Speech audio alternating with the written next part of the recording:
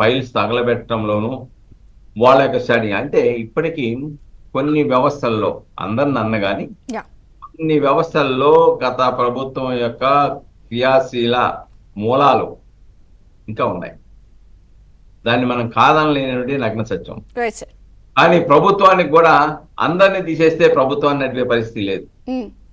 కొన్ని దానికి కావాల్సినటువంటి గైడ్ లైన్స్ పెట్టుకొని ఏదో వ్యవస్థలను ప్రక్షాళన చేయాలి. ఎందుకంటే చాలా కేసుల్లో కూడా సుబ్బారావు గారు ఒక్క నిమిషం అండి, నాగార్జున గారు కూడా ఏదో రైజ్ చేస్తున్నారు పాయింట్. సుబ్బారావు గారు, మీరు సీనియర్ అడ్వకేట్ కాబట్టి ప్రజల తరపున అడుగుతున్నాను సార్. ఇప్పుడు ప్రజాప్రతినిధులుగా, ఎమ్మెల్యేలుగా లేకపోతే ఎంపీలుగా ఉన్నటువంటి వాళ్ళని అరెస్ట్ చేయడానికి గవర్నర్ పర్మిషన్ ఓకే అండి. ఇవాళ విడుదల రజని మరి ఏ పదవిలో లేదు కదా, అయినా కూడా గవర్నర్ పర్మిషన్ తీసుకోవాలనేటువంటిది ఒకటి. ఒకసారి అండి, దాంట్లో ఏంటంటే ఆమె మంత్రి హోదాలో ఉన్నప్పుడు చేసిన నేరం కాబట్టి, నేరం చేసినప్పుడు ఆవిడ అధికారంలో ఉంది, చేసినప్పుడు ఆమె మంత్రి హోదాలో ఉంది కాబట్టి, అదే ఆ మంత్రి హోదాని నియమించే అధికారం గవర్నర్ కే ఉంది కాబట్టి గవర్నర్ యొక్క అనుమతిని తీసుకున్నారు.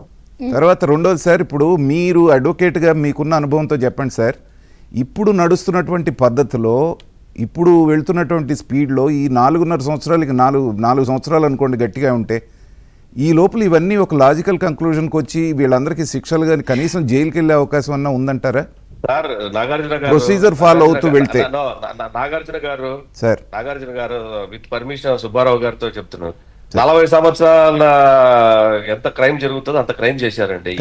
I do agree with you sir, but దాని దగ్గర స్పీడ్ ఉండాలంటున్నాం మేమంతా.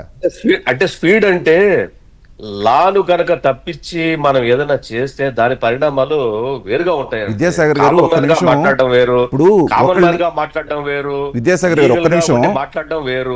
కాదండి, ఒక్క నిమిషం నా పాయింట్ వినండి. ఒకళ్ళని ఎందుకు అరెస్ట్ చేస్తారండి? ఎందుకంటే బయట ఉంటే సాక్ష్యాలు తారుమారు. ఇప్పుడు పెద్దిరెడ్డి రామచంద్రారెడ్డి గారు ఉన్నారండి, ఆయన చేసిన అక్రమాలు ఎన్నున్నాయని అందరూ చెప్తున్నారు. ఆయన బయట తిరుగుతూ ఉంటే సాక్షులను ప్రభావితం చేయటం, వాళ్ళని ఇన్ఫ్లుయెన్స్ చేయడా? అరెస్ట్ అనేది దేని చేస్తారు సార్? ఇది ఒకటి పాతకాలం సిద్ధాంతం. ఇప్పుడు అడ్వకేట్ గారు చెప్పారు ప్రైమ్ ఆఫీసీ అక్కడ ఉన్నప్పుడు ఖచ్చితంగా అరెస్ట్ చేయొచ్చు అని చెప్పి కోర్టు చెప్తాను అంటున్నారు.